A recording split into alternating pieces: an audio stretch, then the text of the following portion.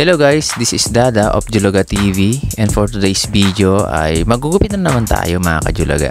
At ang pag-uusapan natin ngayon ay tungkol sa iba't ibang gupit ayan na gusto ng mga kabataan ngayon.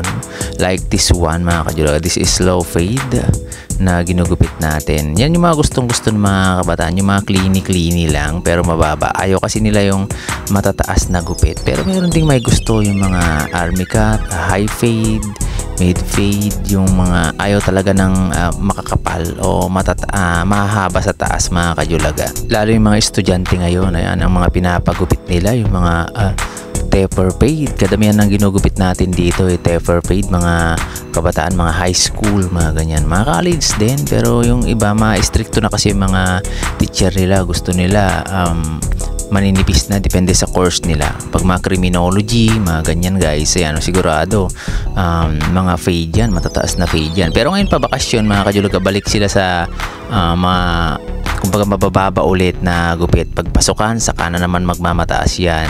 Bale, ang ginupit nga pala natin dun sa tropa natin kanina, nakita nyo naman napakakulot.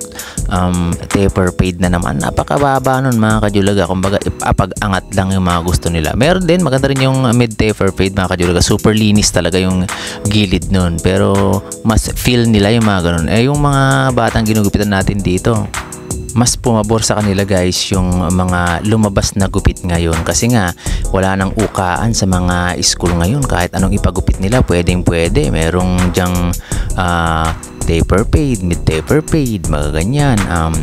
Bihira nang nagbabaskat mga kajulaga kahit na mainit. Ayan yung mga lalong nagpapahaba pang ng buhok yung iba. Hindi lang taper fade, burst fade, mga ganyan.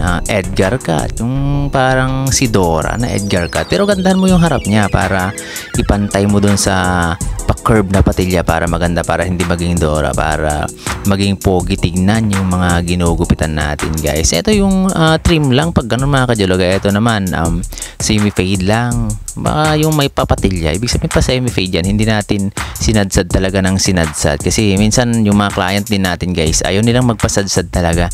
Meron ding may gustong may mga zero talaga yung gilid nila. Ginagawa naman natin, pwede nga natin ahitin yan kung gusto nila, pero ayaw talaga nila yung mga ganun. Nasanay sila sa mga ganyang gupit. Pero nakikita nyo naman yung mga gusto talagang magpa-zero, yung mga mid fade talagang sinisiro ko naman talaga yan, kinakaskas ko yan ng ating pang trimmer dyan. Ayan.